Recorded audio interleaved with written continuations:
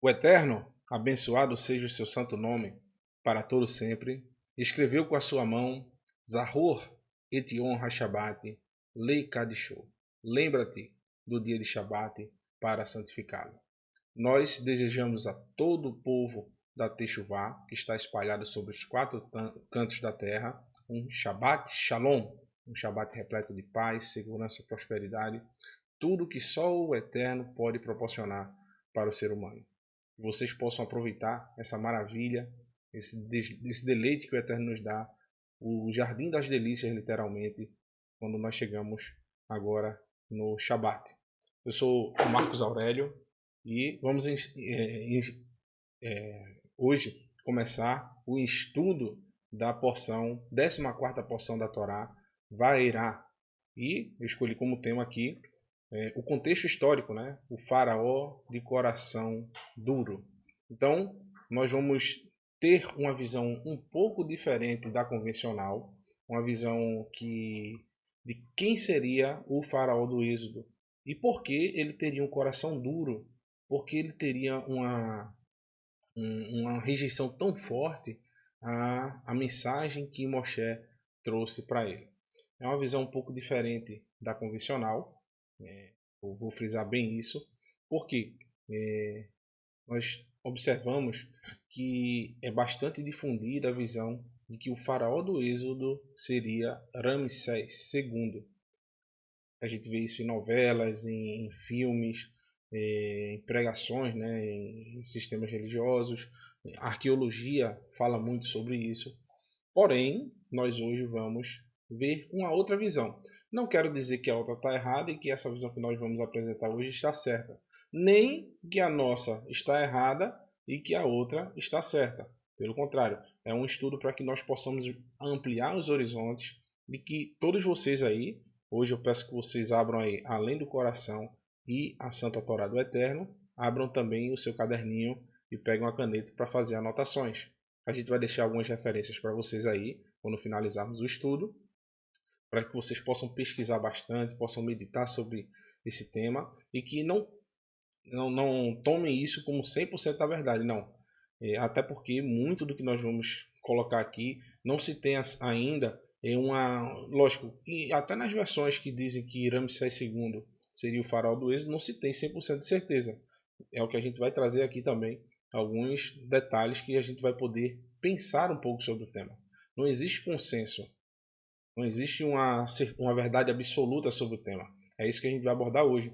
Então eu conversei com o Moré Marcos Felipe durante a semana. Foi o único estudo que eu não coloquei direto, não quis colocar direto para vocês, sem que houvesse uma consulta do Moré. Ele deixa a gente bastante à vontade para a gente colocar os nossos estudos, para a gente trazer um ensinamento para vocês. E realmente nesse estudo também ele me incentivou, disse: meu irmão, se você está confiante, faça o estudo. Porém, eu vou lhe dar só deixar para você um vídeo de que eu assisti há muito tempo atrás. Eu achei interessantíssimo, fala sobre o contexto. Eu acredito muito na visão que esse professor passa. E quando eu assisti o vídeo, para minha surpresa, foi como se eu tivesse o meu estudo fosse uma transcrição desse vídeo. Vou até deixar no link quando terminar aí, vocês podem assistir. Maravilhoso. Tem umas cenas que são emocionantes desse documentário e que vocês não vão ver isso em outro lugar. É perfeito. E vamos começar o nosso estudo. É um estudo curto, pequeno, mas que vai trazer bastante ensinamentos para todos nós sobre o contexto histórico, né? Os ensinamentos sobre o nosso dia a dia para a gente colocar em prática veremos amanhã, tá certo? Os textos relacionados já estão aí, vocês já estão vendo. Temos no nosso Telegram a possibilidade de vocês baixarem o PDF com todas as porções até o final desse ano de leitura. Então, a pergunta que nós fazemos é: qual foi o faraó do Êxodo? Podem digitar aí no chat, já estão aquecendo aí, muitos vão colocar, eu tenho certeza, aí Ramsés, né? Mas a gente vai trazer uma visão um pouquinho diferente, tá certo, pessoal? Vamos ver se realmente há embasamentos para isso. Então, existem duas linhas de pensamento acerca da data do Êxodo. A primeira, os historiadores afirmam que o Êxodo aconteceu entre 1300 a 1200 antes do Mashiach. Eles se baseiam em algumas afirmações encontradas no texto da Escritura. Um deles é: Vayasmu Alive Sarei Misim Lemaan Anoto Besi Velotam Vai Vem Arei Miskenot Le Faraó et Pitom ve et Ramsés. Estabeleceram, pois, sobre eles, sobre o povo de Israel, chefes de trabalhos forçados, para os oprimir com tarefas pesadas. E assim os israelitas construíram para o faraó as cidades celeiros. Cidades, deixa eu começar aqui rabiscar aqui, né? Cidades celeiros de Pitom e Ramsés. Por causa desse nome, a maioria, existe uma grande parte dos estudiosos, dos sábios, né, que apontam que o nome do faraó seria Ramsés. Por quê? Quem construiu a cidade de Ramsés é certo que foi Ramsés II. E pelo povo ter construído essa cidade, seria lógico, obviamente, quase que certo admitir que ele seria o faraó do Êxodo. Porém, existe uma visão diferente acerca disso. É isso que eu vou trazer para vocês hoje.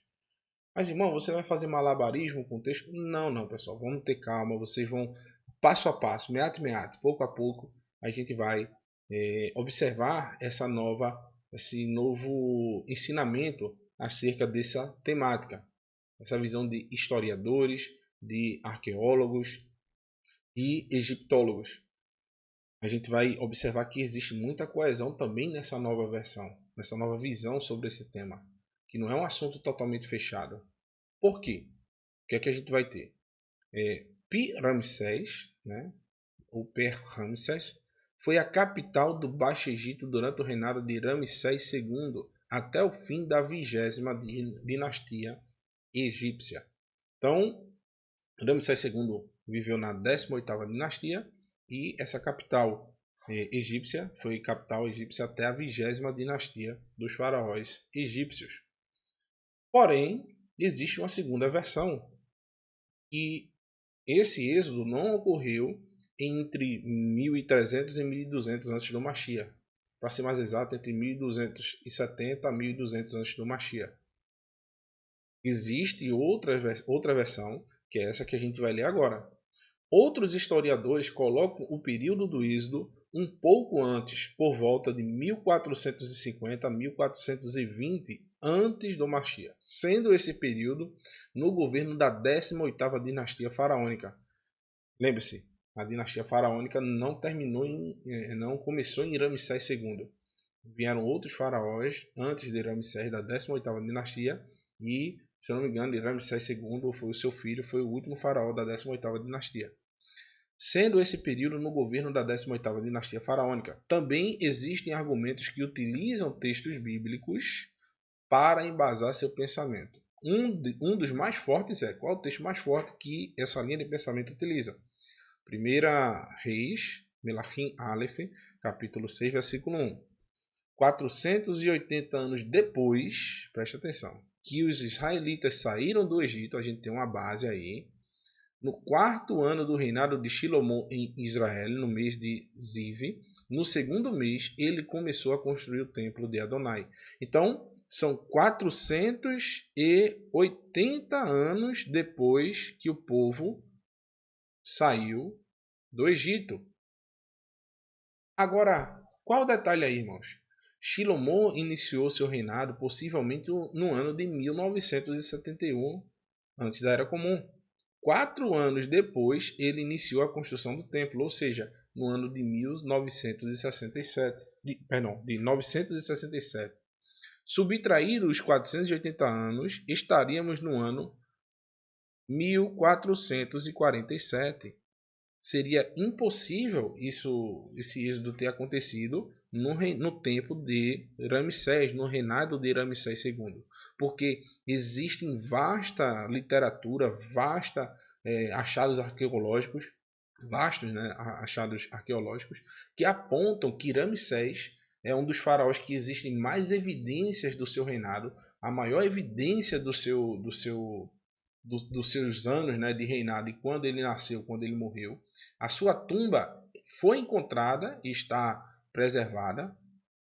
E Ramsés II viveu entre no ano 1270 de Mashiach até por volta de 1200.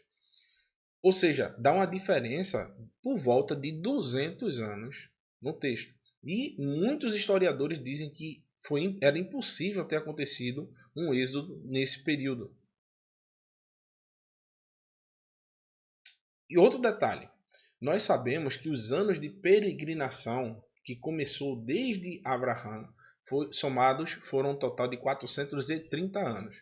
Os patriarcas viveram por volta de 215 anos em peregrinações.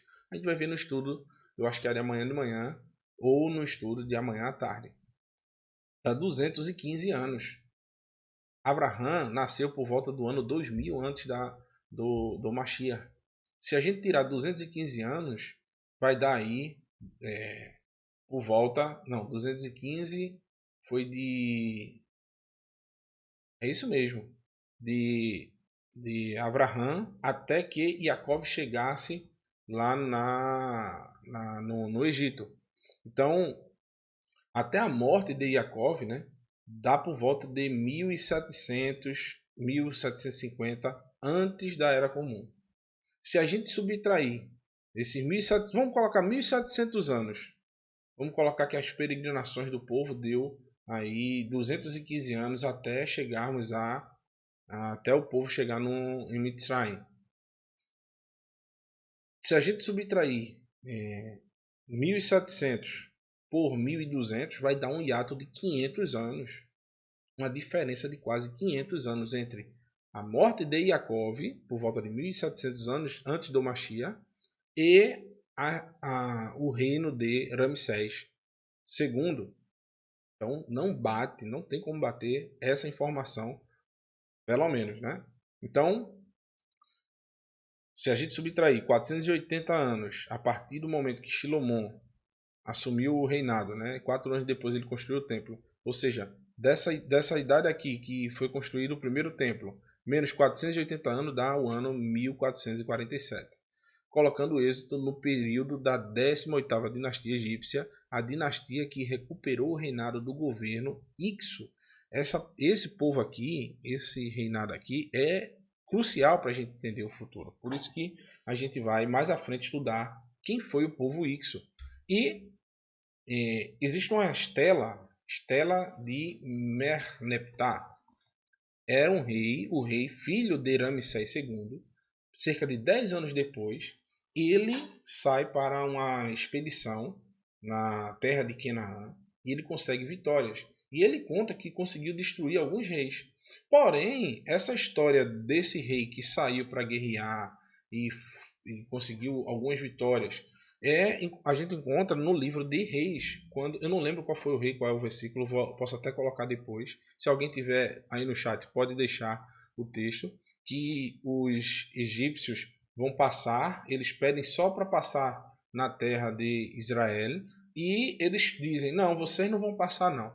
Se vocês passarem por aqui, a gente vai descer e lutar contra vocês. E os israelitas descem contra os egípcios e eles perdem a batalha. Se eu não me engano, foi no Reino do Norte. E os arqueólogos dizem que esse momento relata esse acontecimento aqui. O que essa estela de Merneptah, está aqui a estela, é uma estela, uma pedra comemorativa após uma vitória, uma batalha, né? A vitória de uma batalha. O filho de Ramsés coloca aqui vários povos, né? Os chefes inimigos prostraram-se dizendo Shalom, né? A expressão que significa paz. E ele diz, ó, nenhum levanta a cabeça entre os 9 arcos.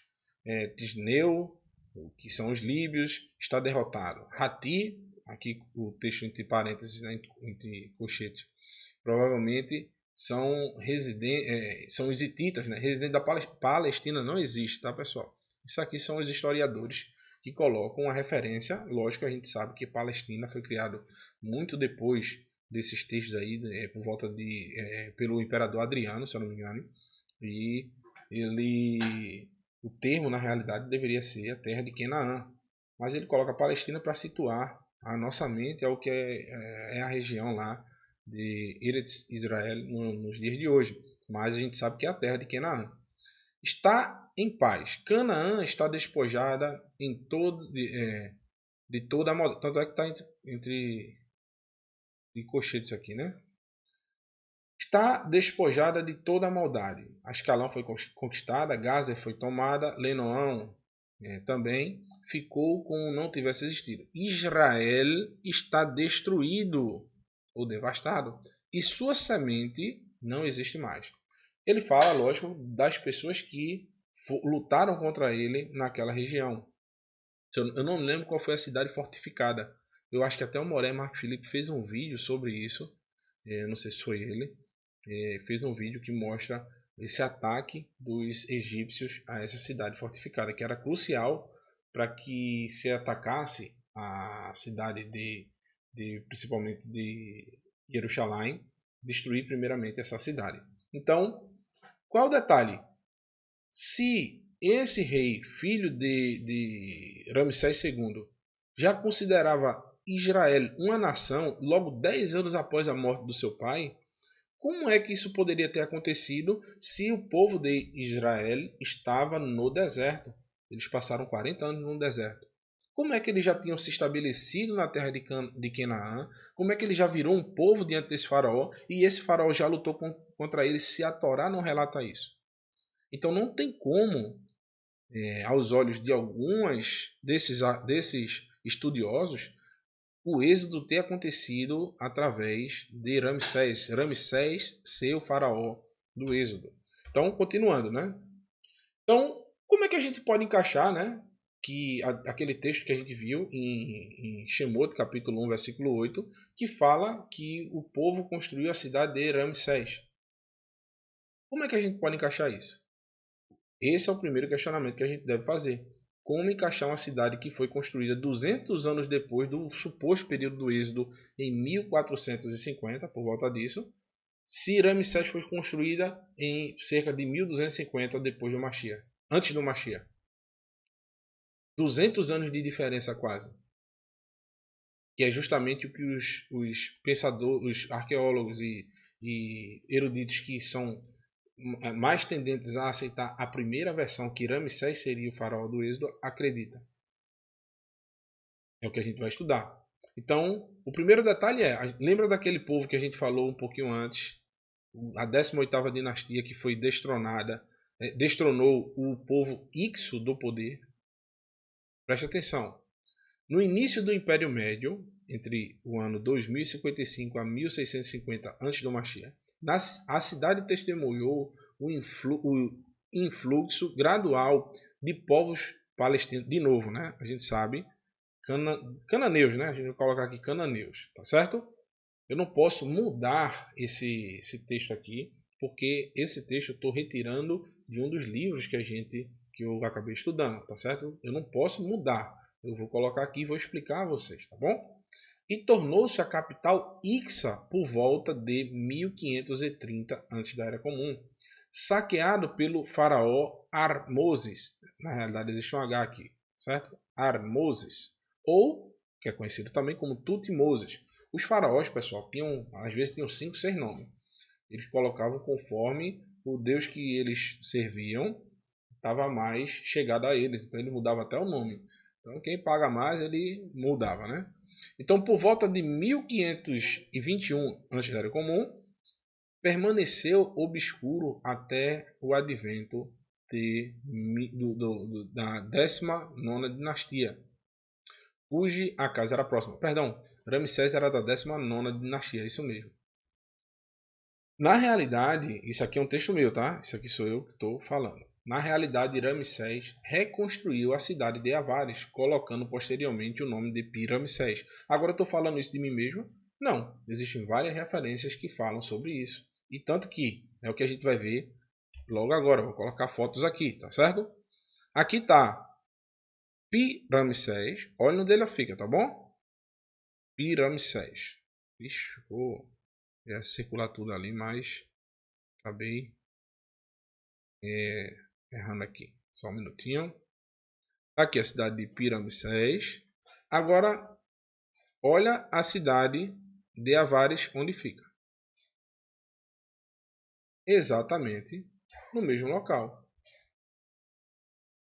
Per-Ramsés e Avares. Avares era a capital do governo Ixo. Quem era o governo Ixo? A gente vai ver mais à frente.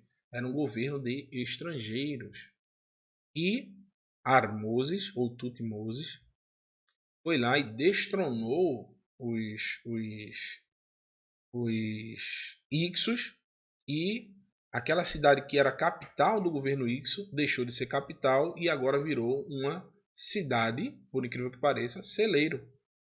É o que a gente vai estudar aos poucos. Agora, por que a dificuldade de encontrar, por exemplo, referências sobre essa cidade Avares?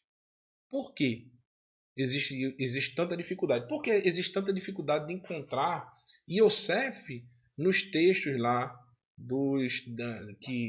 os hieroglifos que são colocados nas paredes das tumbas, nos pergaminhos? Por que é tão difícil achar o nome de Iosef neles? A gente vai estudar agora. Por quê? Estão vendo essa foto aqui? Olha como tá. Aqui tá normal, ó. Tá vendo? E tem os desenhos. Porém aqui está apagado. Então existia um conceito dos faraós, não se sabe quando começou isso. Porém, os faraós tinham uma prática muito comum. Quando eles assumiam o poder e seu antecessor, o faraó antecessor, não era do seu agrado, ele apagava todas as referências, tudo que aquele faraó escreveu como seu legado nessas pedras, para que o seu nome fosse apagado da história.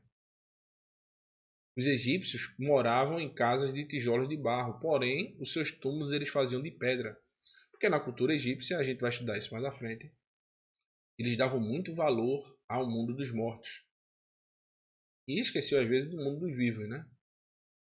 Porém, eles acreditavam que eles só teriam acesso à eternidade se enquanto o seu nome estivesse gravado em pedras e as pessoas ao lessem esse nome, reconhecessem seu nome e eles permaneceriam vivos no mundo dos mortos. Então, apagar o nome das pedras para os olhos egípcios era como se aquela pessoa estivesse morta também no mundo dos mortos. Então eles faziam isso como se fosse uma crueldade. Quando um faraó subia ao trono, né, e não gostava do governante anterior, ele apagava os registros da memória. Agora a pergunta que eu faço a todo mundo aí é a seguinte: imagine os egípcios, o quanto eles eram orgulhosos, e assume, que é o que a gente vai ver mais adiante, um governo da terra de Canaã, assume e retira os egípcios do comando e agora estrangeiros fazem parte do comando. Algum tempo depois, os egípcios retomam o poder através da força, né? Retomam o poder dessa localidade. Eles destronam o faraó Ixo e agora eles retomam o poder sendo faraó. Eles iriam deixar os vestígios dessa vergonha, literalmente, dos egípcios escritas em algum lugar. Eu tenho certeza que foi o ataque mais feroz e a maior parte o maior esforço que eles tiveram foi de apagar tudo que se refere a esse reinado da história. Sobrou alguns vestígios, que é onde os historiadores vão remontando essa história com alguns vestígios que sobraram. Então, o que era esse conceito de apagar o nome? Eu trouxe até um texto que a gente vai ver mais à frente dessa família da 18ª dinastia, principalmente. Para a gente entender, mais à frente vocês vão entender o que aconteceu. Eu estou usando esse texto já para demonstrar esse costume de apagar o nome.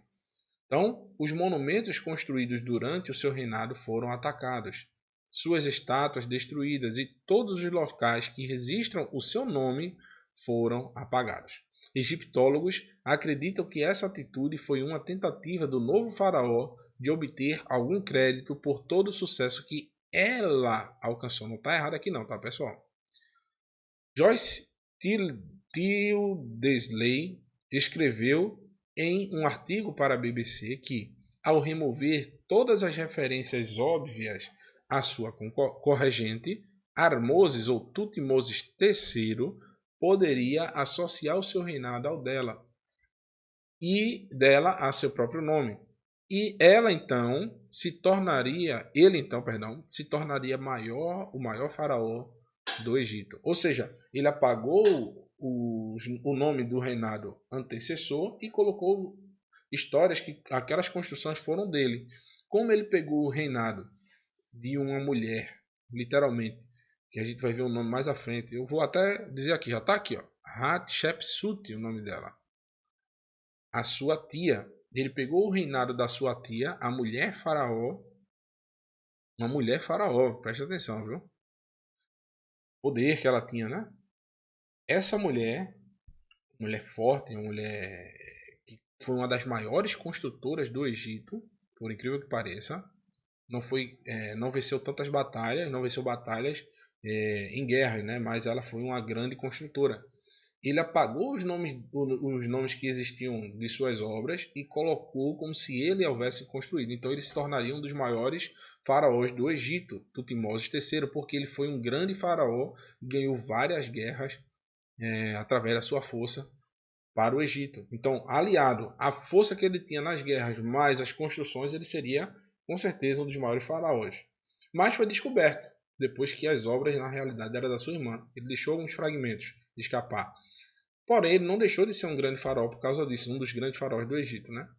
E agora a gente entende esse conceito que Moshe fala também. Ele traz um pouco da cultura egípcia assim no seu falar, no seu dia a dia.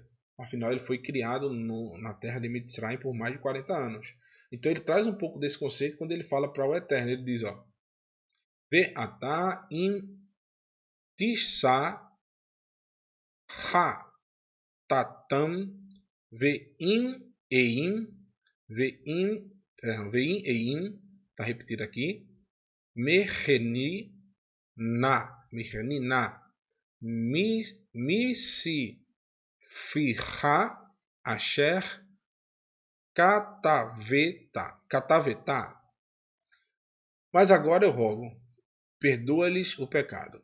Se não, risca-me do teu livro que escrevestes. Ou seja, Moshe está dizendo, se você, eu te peço que você perdoe seus pecados, senão você pode apagar o meu nome do seu livro. Ou seja, é o mesmo conceito que os faraós tinham de, quando apagava o nome do livro, era que ele preferia não existir no mundo vindouro. Então, quem são os Ixos que eu estou falando tanto? Né? Irmão, que danada é Ixos? Meu irmão, fale logo, eu tenho certeza que tem gente roendo as unhas. Não roa a unha não, rapaz. Pare com isso. Espere um pouquinho. Meate. Como o Moreheim deixa. Calma. A gente vai chegar. Meate, pouco a pouco. Devagar, tenham calma. Veja que foto bonita aqui, né? Mas a cena não é muito bonita não, viu? Pessoal, tire as crianças da sala, viu? Tem morte na panela. Tá aí, ó. O faraó numa carruagem. E tá vendo aqui o detalhe, ó. O faraó tem uma roupa normal, né? Aqui tem várias pessoas mortas e essas pessoas têm roupas coloridas, tem carruagem também caindo, ó, e pessoas mortas. Então, nessa imagem é colocado que Harmoses ou Tutmoses I retomando o poder da mão dos Ixos. Como é que os Ixos conseguiram o reinado? É isso que a gente vai ver. Então tá aqui, ó.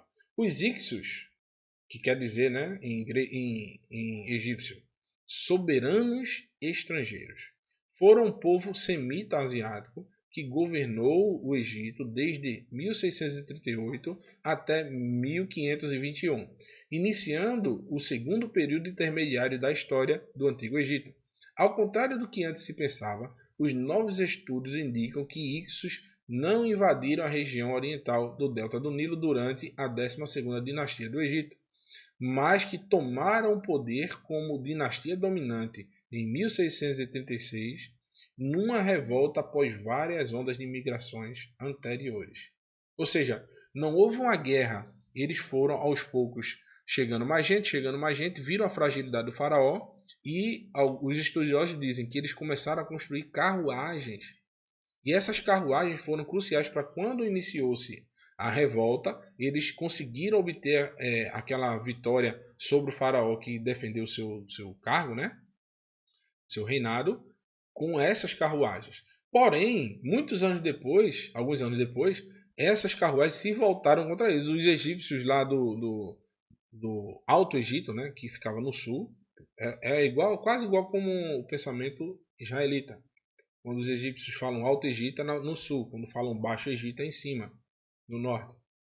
Então, os egípcios do Alto Egito, né, que era outro governo, inclusive Armoses era faraó do Alto Egito, depois ele virou também do Baixo Egito. Isso é uma coisa que vocês podem estudar depois.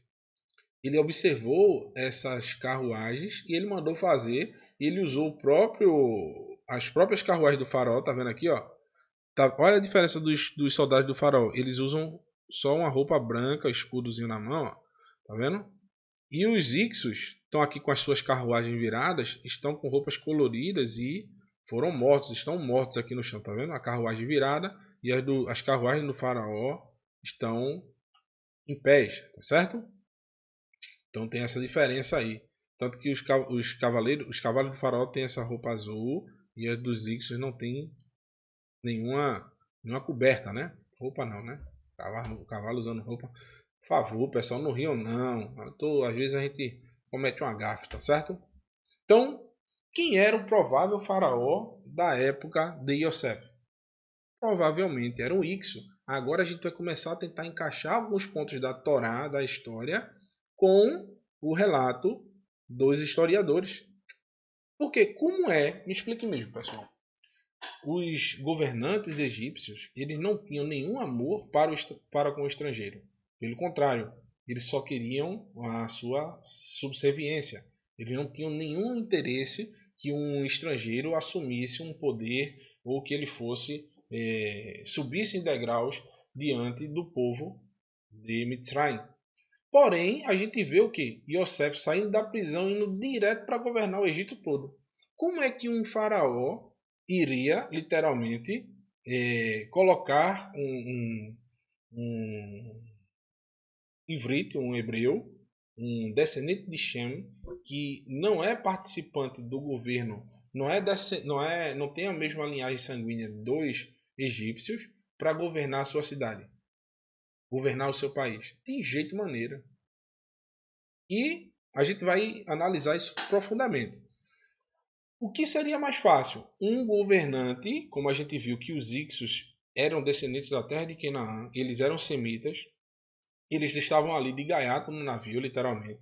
Eles começaram a migrar para o Mitzrayim, foi chegando mais gente, viram a fragilidade do faraó e tomaram o poder. Porém, eles eram considerados bárbaros. Eles não tinham tanta cultura, mas eles se maravilharam com a forma de viver dos faraós, a forma de viver dos egípcios. Realmente era esplendoroso a vida que eles tinham. Então eles decidiram não destruir aquilo ali e sair e ir embora. Eles decidiram por dar continuidade àquele estilo de vida. Então eles constituíram faraó conforme o faraó que eles destronaram. Porém, eles não tinham tanto conhecimento da terra, não tinham tanto conhecimento dos seus deuses, como era que eles cultuavam. Eles não tinham, como é que posso dizer? Eles colocaram pessoas próximas a eles, da sua família, para serem sacerdotes, para serem os adivinhos, né, dos egípcios. Tanto que os adivinhos do faraó, que a gente vai ver o provável faraó da época de Yosef, não sabiam de nada. E a gente vai ver como era fácil para eles identificar através da cultura literalmente egípcia. Se fosse um faraó egípcio, ele facilmente identificaria o problema, o sonho que que o Eterno deu ao faraó. Os sábios, se fossem realmente egípcios, eles facilmente identificariam através, lógico, do conhecimento dos deuses que eles tinham. Porque veja, olha aqui, ó, o provável faraó da época de Yosef seria Shesh.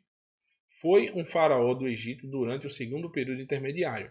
A dinastia, a oposição cronológica, a duração e a extensão do seu reinado são incertos e estão sujeitas a um debate que está ainda em andamento. Muito do que a gente está ensinando hoje e também do que as outras pessoas acreditam que Ramsés seria o faraó do Êxodo ainda está em andamento, pessoal. Preste atenção.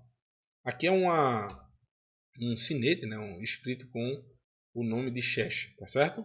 Foi encontrado um sinete na terra de Avares, hoje Avares, né? Avares foi, que a gente viu um pouquinho antes, que é justamente a mesma localidade de Ramsés, é literalmente no mesmo lugar, existem vários achados arqueológicos. E eu quero até voltar um pouquinho, tá pessoal?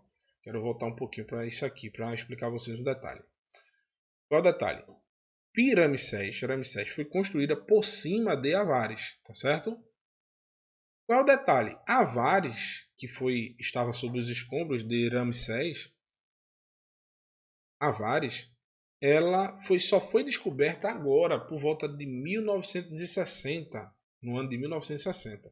Então passou-se quase 3.500 anos o povo procurando onde era essa Avares.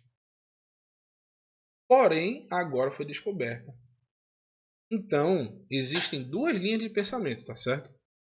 A primeira, de que quem acredita que o êxodo se deu em 1450, para explicar aquele texto de Shemot Êxodo 1:8, que fala que os israelitas construíram Ramsés. Muitos acreditam, quem acredita nessa linha de pensamento que o êxodo se deu em 1450, existem duas linhas de pensamento. A primeira, que houve uma atualização do texto bíblico, que Avares, o texto estaria Avares, como ninguém estava achando e a cidade agora era Ramsés, foi atualizado para Ramsés. Eu não acredito dessa forma. Eu acredito da forma que a gente encontra também em alguns textos bíblicos. Vou dar um exemplo. O Eterno, lá em Devarim, capítulo 34, verso 1 e 2, diz: Então, das campinas de Moabe, Moisés subiu para o monte Nebo, do topo de Pisga, em frente a Jericó. Ali o Eterno lhe mostrou toda a terra, desde Gileade a Dan, toda a região de Naphtali, o território de Efraim e Manassés, e toda a terra de Judá até o mar ocidental. O detalhe é, irmãos, Moisés estava vendo, o Eterno está dizendo, olha, ali é Dan, ali é Yehudá, ali é Manassés, ali é Efraim. Porém, se a gente acompanhar direitinho, em Yehoshua, as terras foram sorteadas. Foi na sorte. Foi lançado sorte e tu vai ficar naquela terra, tu pegou tal detalhe, tu vai ser ali, tu vai ser ali. Foi sorteado. Mas o Eterno já falou vários anos antes e ele já sabia onde seria cada terra, apesar de ter sido sorteado. Ou seja, o Eterno ele tem a capacidade de colocar um nome numa terra, mesmo antes de que o nome de como aquela terra era chamada, ele já coloca como vai ser no futuro o nome daquela terra.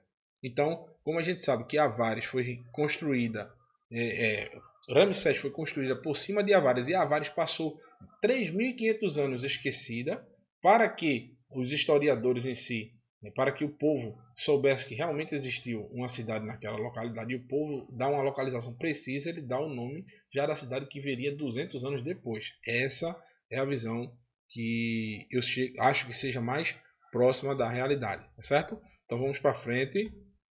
O tempo não para, né? Então tá aqui o detalhe que eu estava falando para vocês, que provavelmente esse Xesh, que seria o primeiro faraó estrangeiro, né? Ele vindo da terra de Canaã, ele vai e consegue destronar o faraó legítimo egípcio e vira um faraó estrangeiro em meio às terras egípcias durante vários anos, quase 100 anos. E por que ele não tinha conhecimento dos deuses da terra? Porque veja só, olha aqui essa deusa aqui, a deusa Hathor dos egípcios. Então, isso aqui é um texto dos arqueólogos. Diz assim, ó: Hathor assumiu muitas formas e apareceu uma variedade de papéis. O egiptólogo Robin Gilliam sugeriu que essas formas diversas surgiram quando a deusa real, que é a deusa literalmente dos faraós, Então, essa é uma deusa importante.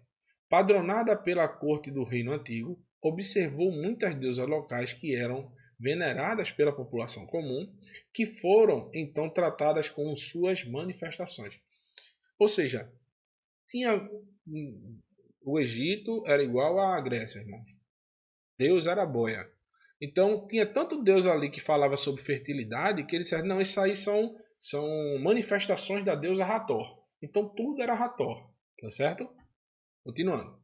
O texto egípcio muitas vezes falam das manifestações da deusa como 7 Hathores. Agora, observe como era essa manifestação das 7 Hathores. Olha para aqui. 1, 2, 3, 4, 5, 6, 7. Por que eu não pulei esse aqui? Esse aqui, observe que ele é maior, tá certo? Ele tem chifre também, mas ele tem um negocinho a mais, meus irmãos. Tira as crianças da sala. Esse aqui era a representação do faraó. E a deusa Hathor seria representada por 7 vacas, que representaria a fertilidade da terra por cada vaca que aparecesse ao faraó.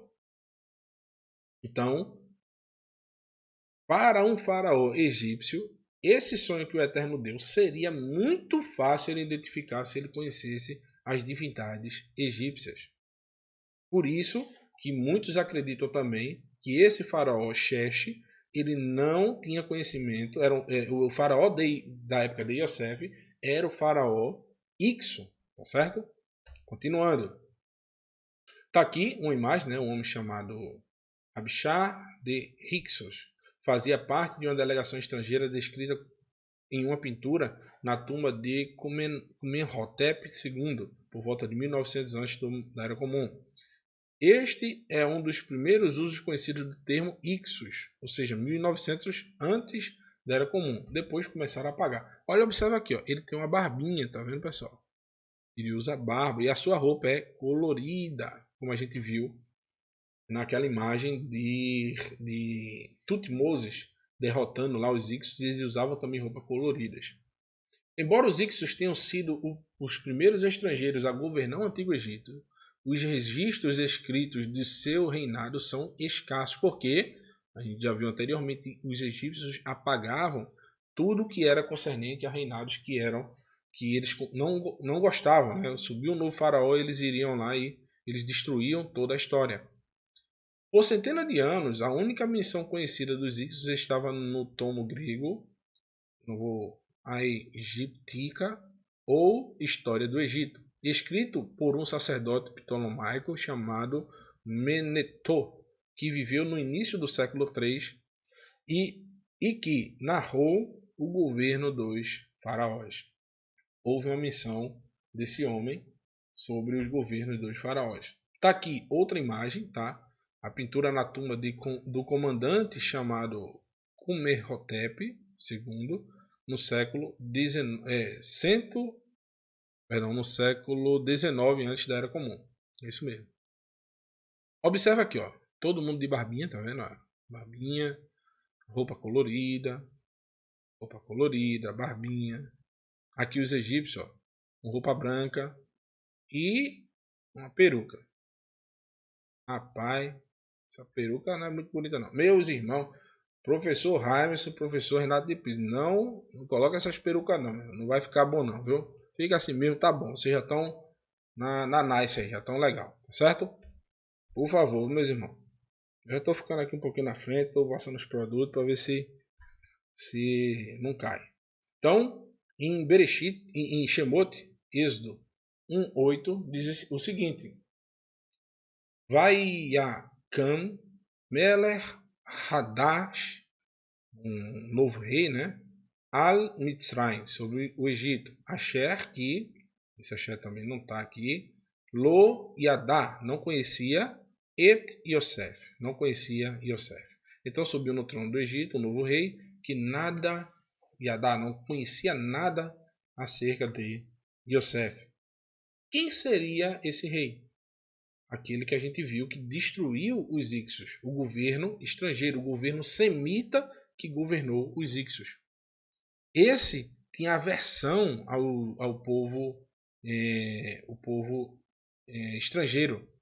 Tanto que nos relatos da família de Tutmoses, primeiro, segundo e terceiro, fala que eles tinham muito ódio dos estrangeiros. Tanto que Tutmoses III foi o faraó que mais destruiu, que mais saiu para expedições, que matou, ganhou várias guerras dos estrangeiros. Agora imagine a dinastia de Tutmoses, da família de Tutmoses, foi a antecessora à dinastia de Ramsés. Imagine esses homens que tinham ódio a estrangeiros colocando um estrangeiro como governador da terra de Mitzrayim. Não tem lógica. Não tem lógica. E a história da família da 18ª dinastia é bastante conhecida. Existem relatos em tudo quanto é de canto. Principalmente de Tutmoses III. Foi um dos maiores faraós da terra de Mitzrayim. Porém, da dinastia do governo dos Hicsos, quase tudo está apagado. Incluso, eu tenho certeza que a história de Yosef estava escrita e eles apagaram.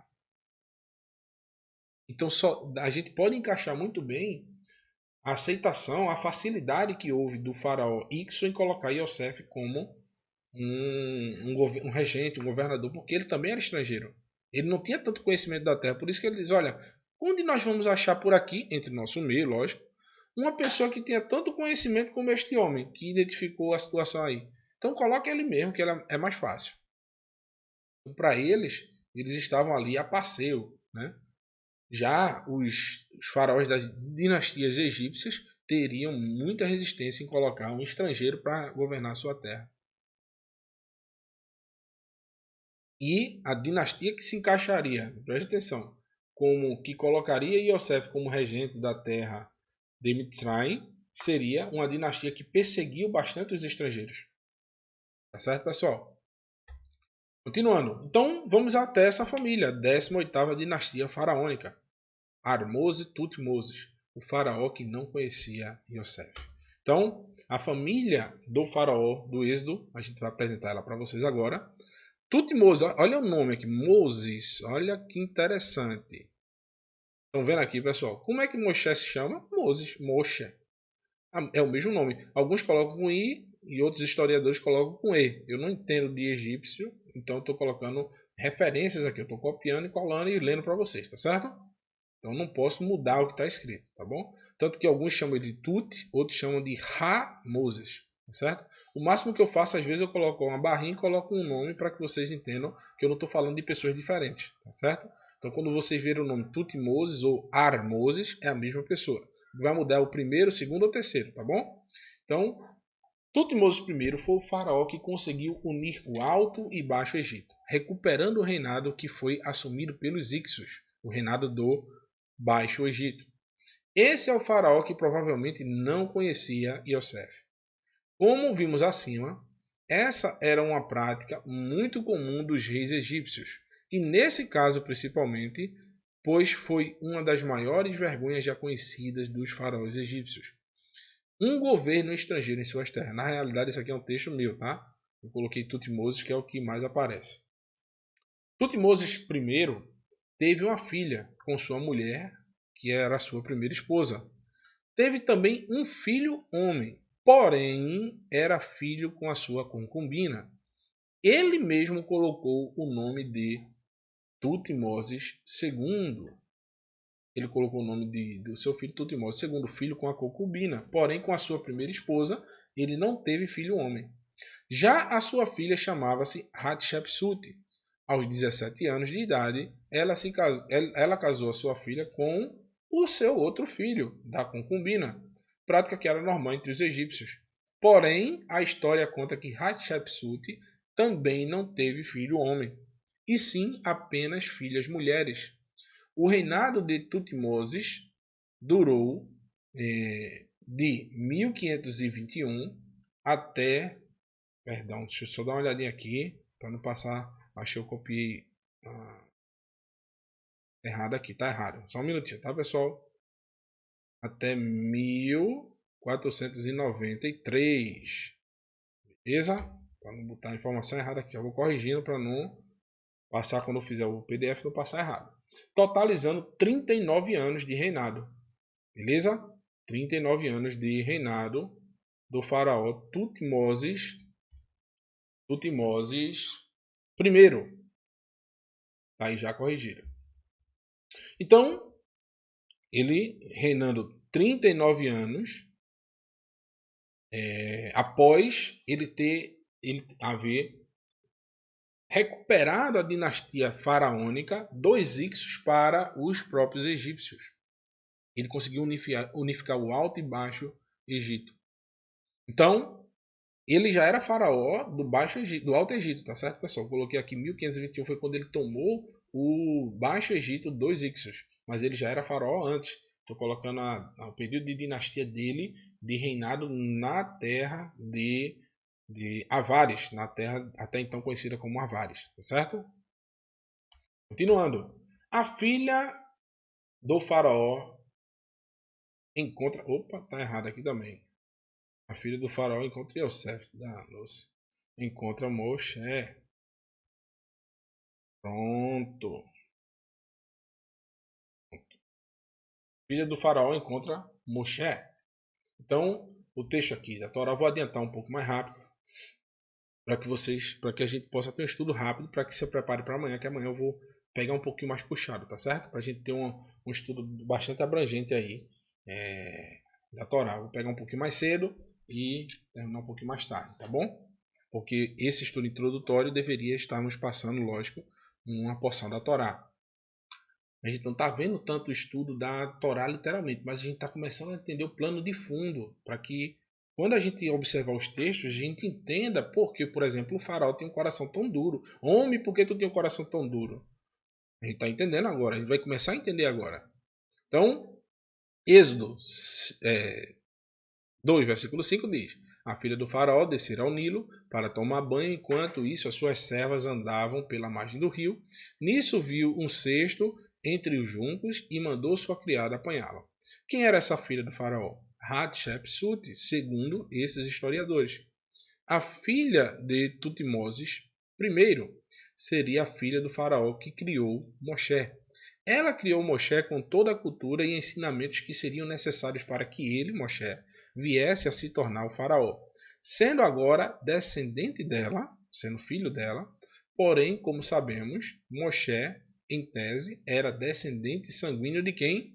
Do povo Ixo. Não diretamente, mas de Shem, semita. Assim como os Ixos vieram da terra de Canaã e eram semitas, Moshe também era semita, porque os seus descendentes também eram descendentes de Shem, que outrora trouxe vários problemas à dinastia faraônica de Tutmoses. Como o faraó não tinha herdeiro além do seu filho Tutmoses II, e o próprio Tutmoses II, preste atenção, viu? Se vocês estudarem sobre Tutmoses II, vai ver que ele também não tinha filho homem. Passou-se vários anos tentando, a sua mulher só teve filhas mulheres, e ele não tinha filho homem. E como Tutmoses II não havia gerado filho homem até aquele momento, Moshe era literalmente uma pedra no sapato do faraó Tutmoses I e II. Pois após a morte dos dois, Moshe assumiria o reinado. Em tese, a dinastia egípcia se tornaria novamente governada por quem? Por um estrangeiro. Particularmente do mesmo povo, quase do mesmo povo, não porque os cananeus vieram, podiam vir de outras famílias que até o povo de Israel lutou posteriormente, mas eles eram da terra de Canaã. E eles não enxergavam, mas esse é israelita, mas esse aí é cananeu, esse aí como é que eu posso dizer, um filisteu, filistino, é um hitite. Eles não observavam isso, eles diziam que era literalmente o mesmo povo. Eles não sabiam diferenciar. Então, para os dois faraós, Moshe traria novamente o governo estrangeiro. Então, eles deveriam olhar ali, eu acho, Moshe com desconfiança. Isso também os historiadores pensam sobre isso.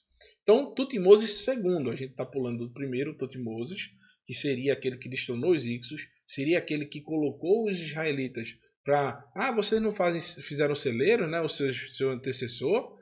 né? Vou botar essa cidade aqui, que para mim não serve para nada, vou fazer dela uma cidade celeiro. Vocês vão trabalhar em trabalhos forçados para construir celeiros como vocês sabem fazer. Tanto que não se tornou uma capital, ela se tornou uma cidade celeiro. Por isso que eu grifei ali o texto da Torá. Porque Ramsés, quando fez a cidade de Ramsés, ele não fez uma cidade celeiro.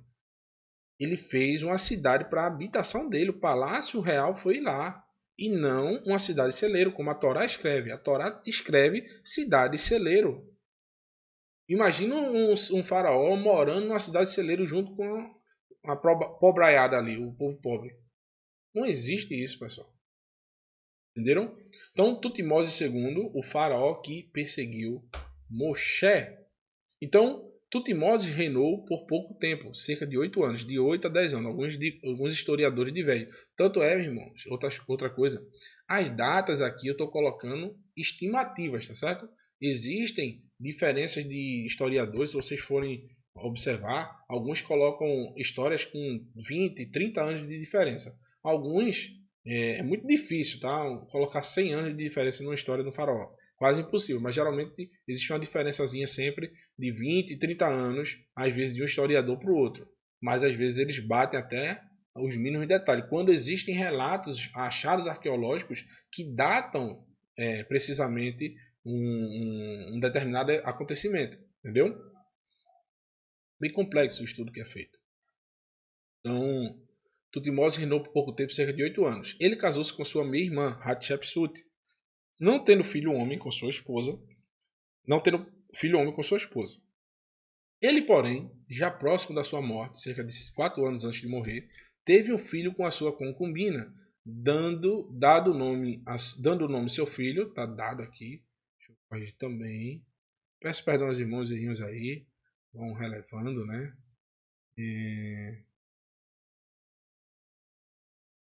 Isso.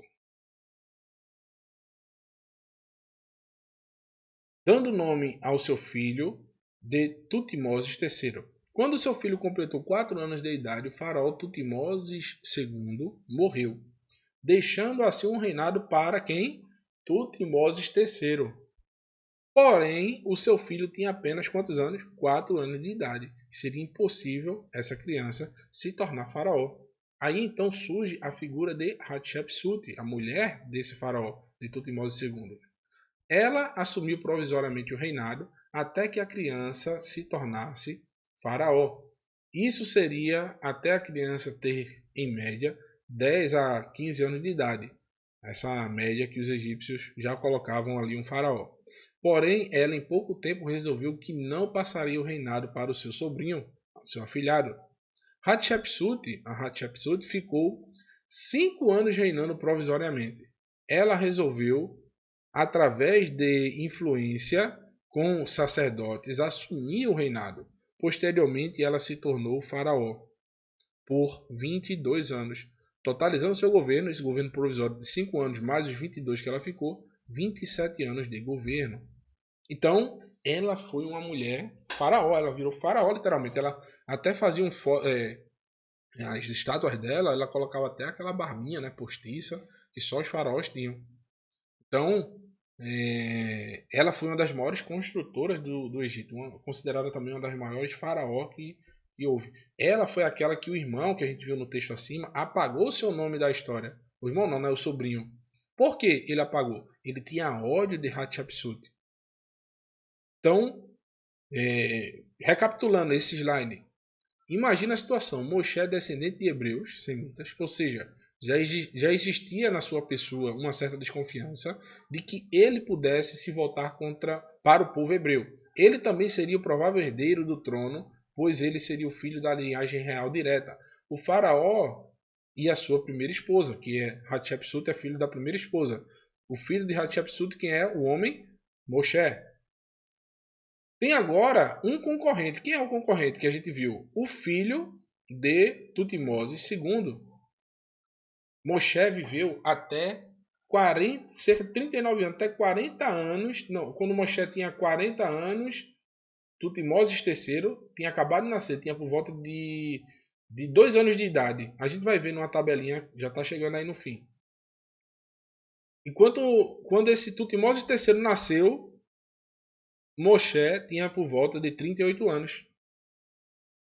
Quando Moshe completa 40 anos, o que é que a Torá fala? Que ele matou um egípcio e fugiu. E o faraó perseguiu Moshe. Quem é o que perseguiu Moshe? Tutmoses II. Por quê?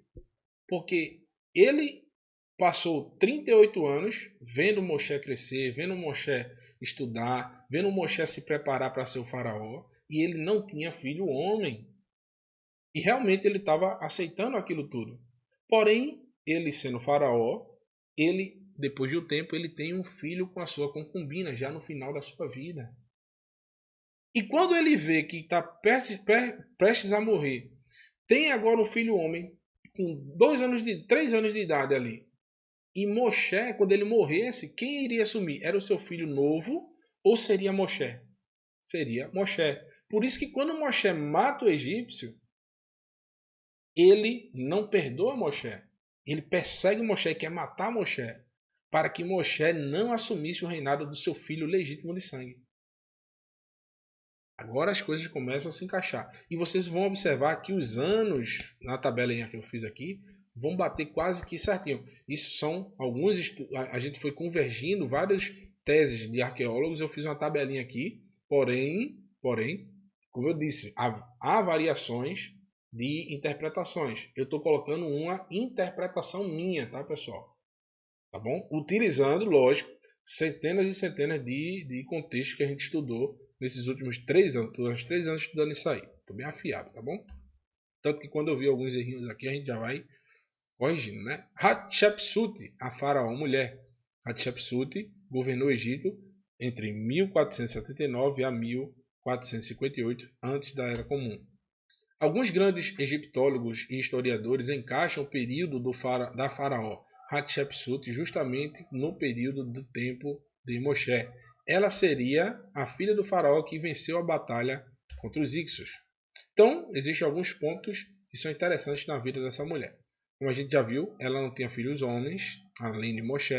Assumiu o reinado por um tempo enquanto seu sobrinho, o enteado, crescia. Depois da sua morte, seu nome foi apagado por revolta do seu sobrinho. Casou-se com seu irmão, filho de uma concubina, pois o seu pai não havia tido filhos homens com a sua primeira esposa. O seu marido também toma uma concubina e dela nasce o que seria o faraó, meu irmão e sobrinho dela, né? De Moshe. Tutmoses III foi uma das maiores realizadoras de obras na terra de Mitzrayim, essa mulher. Então, Tutmoses III, o faraó guerreiro, está aqui uma imagem dele também, atrás, né? E a suspensão da imagem da rainha faraó levou, suspensão é apagar, né? Retirar. Levou vários egiptólogos a defender a hipótese, não confirmada, de que Tutmoses III pode ter se vingado assim da sua tia por ter usurpado o trono, o que, se estiver certo, seria uma das intrigas palacianas mais antigas da história. Então, alguns pontos desse faraó, né? Tutmoses III, vencedor de vários combates e continuando o reinado como exímio construtor. Vingou-se de sua tia apagando seu nome de suas obras e colocando seu próprio nome. Moshe seria para ele seria conhecido também uma ameaça, pois era o filho de sua tia que usurpou o seu reinado. O que é que Moshe representava para esse faraó? Para Tutmoses III.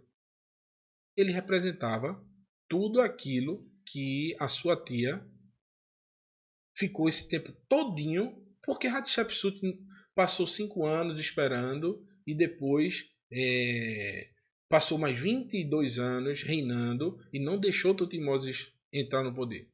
Ela aguardava que Moshe voltasse da sua peregrinação quando ele passou lá 40 anos no deserto com Itrô, com Jetro. Ela esperava que Moshe voltasse. Por quê? Se a gente vai ver na cronologia, quando Moshe mata o egípcio, ele foge. cerca de 2 anos depois, 1 ano e meio, o faraó morreu.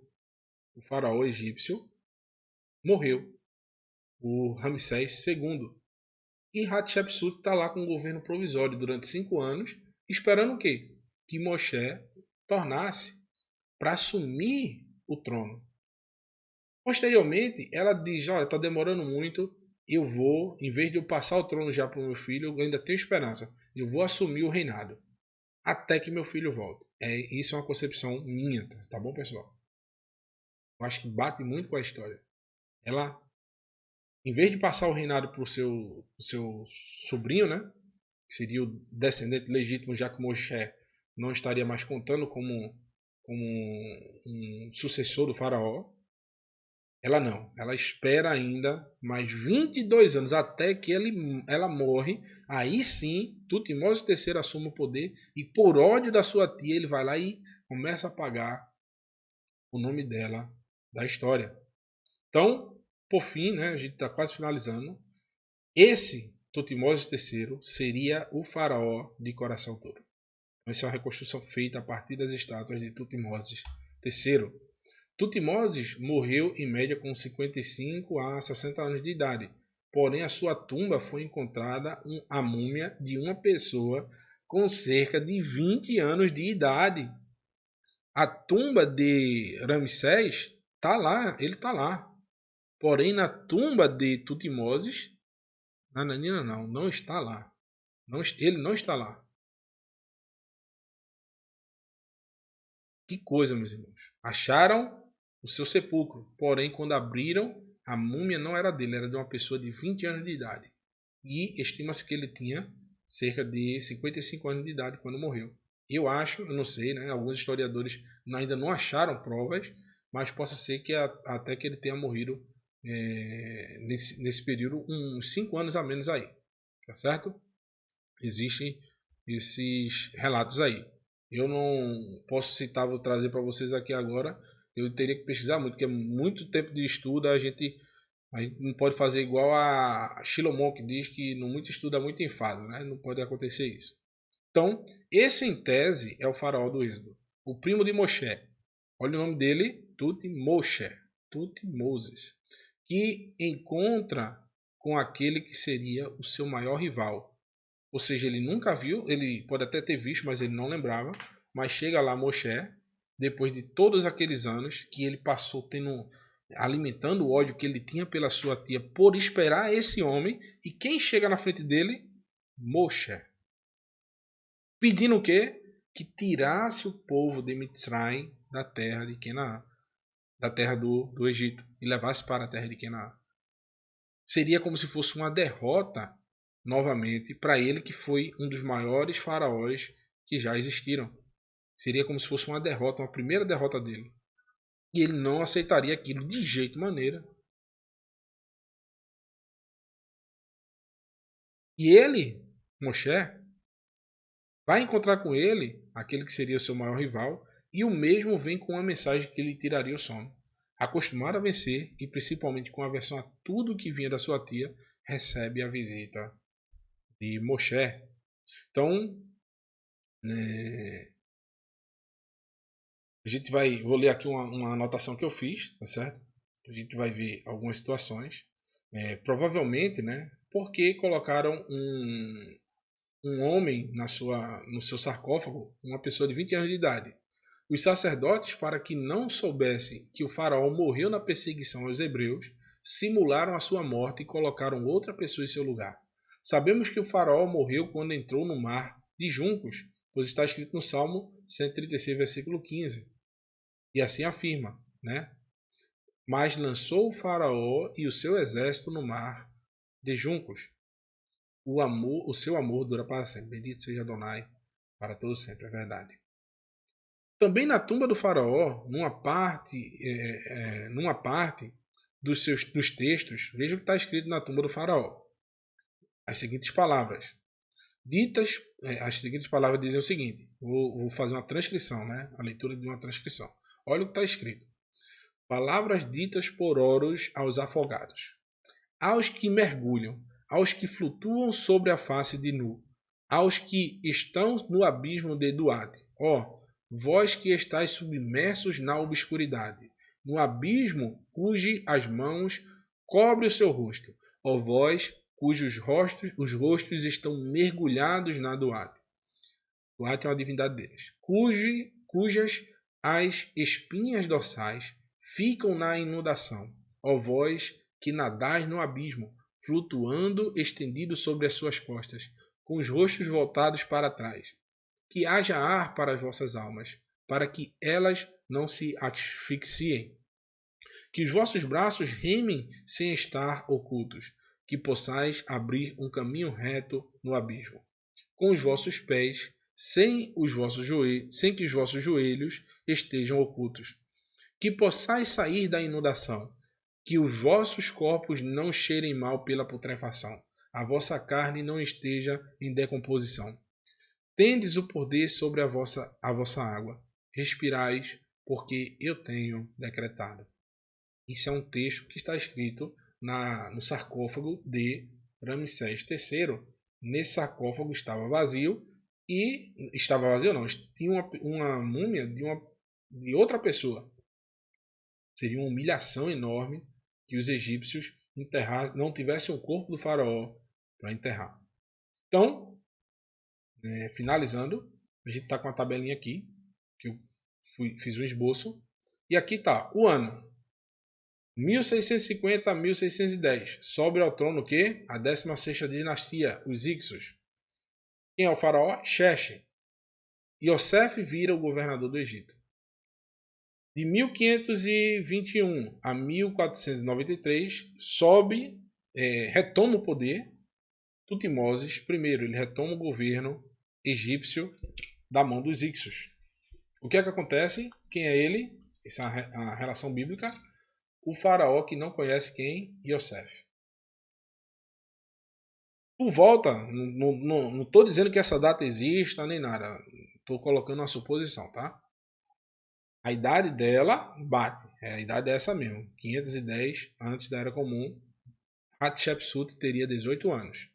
Então, a filha do faraó encontra Moshe com 18 anos. Ela se casou com 17. Ela já casada, tá bom? Quem era o faraó? Tutmoses I ainda. Moshe é ensinado na cultura egípcia durante 40 anos. Em 1481, antes da Era Comum, nasce quem? Tutmoses III. Veja o tempo, o período de tempo. 39 anos depois que Moshe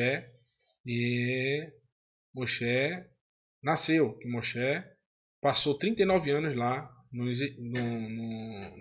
na terra de Mitzrayim. Quem era o rei nesse tempo? Tutmoses II. Moshe, nesse tempo, mata um soldado egípcio. Tá certo? Um ano depois, nesse ano, né? Tutmoses persegue Moshe por temer que o governo retorne a um descendente estrangeiro. Quem é o faraó? Tutmoses II. Moshe foge para longe do faraó, que o persegue querendo matá-lo. 1479, um ano depois, a 1458. Em 1479, um ano depois que Moshe matou o egípcio, o faraó Tutmoses II morreu. Isso é repleto na arqueologia, aí vocês podem pesquisar. Quando morreu o faraó Tutmoses II? 1479. Um ano, em tese, depois que Moshe matou o egípcio e 2 anos depois que nasceu seu filho. Cerca de 2 a 3 anos. Morre Tutmoses II. Hatshepsut assume o trono, é partido com Tutmoses III por quase 22 anos. Alguns dizem que é 25, que foram 5 anos de reinado, como é que eu posso dizer? Provisório, e depois ela passou 22 anos reinando. Outros dizem que não, que foi só 22 anos. Porém, vamos lá, ela reina por quase 22 anos. Moshe havia fugido e não sabia que seu perseguidor morreu, e sua mãe o aguardava para torná-lo rei. Por fim, 1458, morre Hatshepsut. Assume o trono definitivamente Tutmoses, o faraó do Êxodo. O faraó que morreu no Mar de Juncos com os soldados. Estou colocando aqui, pessoal, vou tirar minha tela, vou colocar para vocês verem aqui. Deixa eu tirar aqui. Deixa eu tirar aqui. Beleza. Vocês podem ver agora aí os textos. Esqueci que estava com a câmera aí. Deixa eu ver se eu diminuir daqui. Isso, encaixa um pouquinho. Beleza. Então, assume em 1458 Tutmoses III o faraó do Êxodo, que bate mais ou menos com as histórias desses historiadores.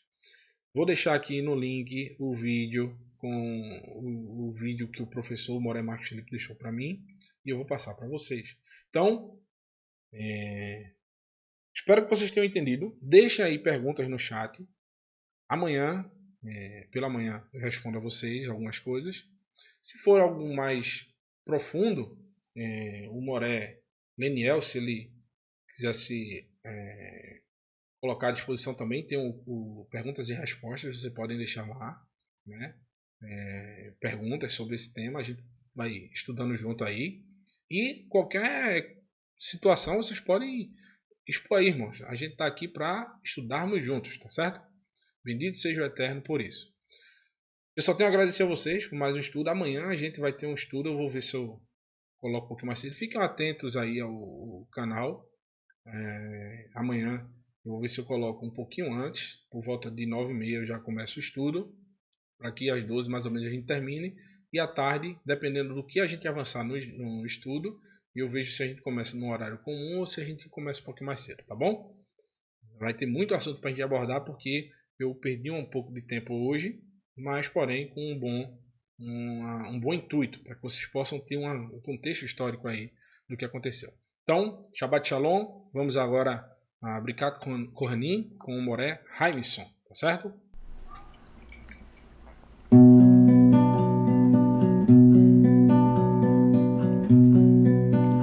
יברכך אדוני ואיש מרך יאיר אדוני פניו אליך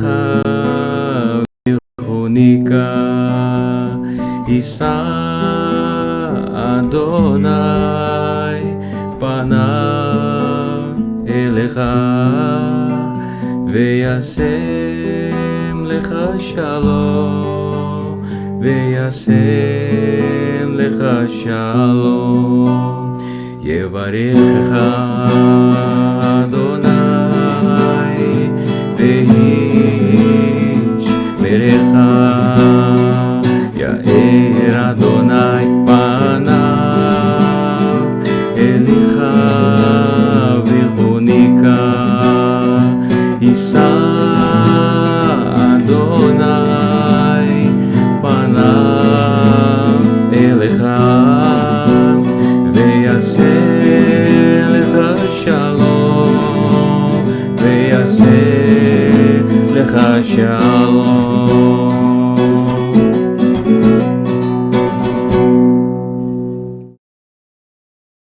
Que o Eterno te abençoe e te guarde.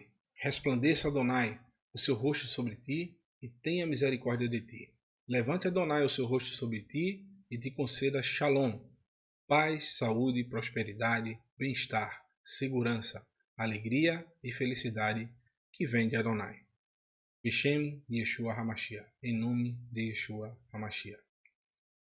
Então esse foi o nosso estudo de hoje. Vou deixar uma musicazinha aí para vocês, Moré Haimson, no Salmo 121, tá certo? Shabbat Shalom, meus irmãos. Que o Eterno abençoe vocês. Até amanhã, tá bom?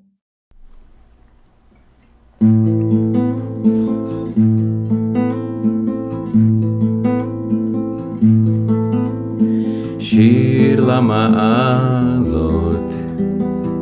אשא עיניי אל ההרים, מאין יבוא עזרים. עזרין מעימה שם, עושה שמיים וארץ, אל יתר למות רגליך, אל ינום שונמיך. הנה לא ידעו ולא שומר ישראל, השם שומרך, השם צילך, על יד ימינך. יאמר מה שמש לא יככה, וירר בלילה, השם ישמורך מקורא, ישמור את נפשך, השם ישמוט את אוהביך, מעתה ועד עולם. שיר למעלות, אשא עיני אל ההרים, מאין יבוא עזרים. עזרים מעמה השם, עושה שמיים וארץ, אל יתר למות רגליך, אל ינום שונמך. הנה לא ינום ולא שומר ישראל, השם שומרך, השם צילך, על יד ימינך. יאמר מה שמש לא יככה, וירר בלילה, השם ישמורך מקורא, ישמור את נפשך, השם ישמוט את אוהביך, מעתה ועד עולם. ניי ניי ניי ניי ניי ניי ניי ניי ניי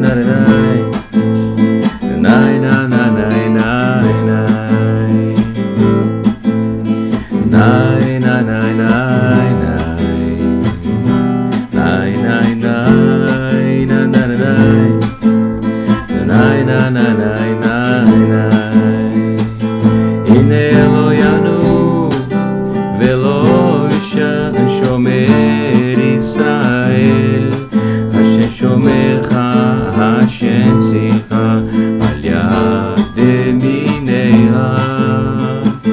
יאמר מה שמש לא יככה, וירר בלילה, השם ישמורך מקורא, ישמור את נפשך, השם ישמור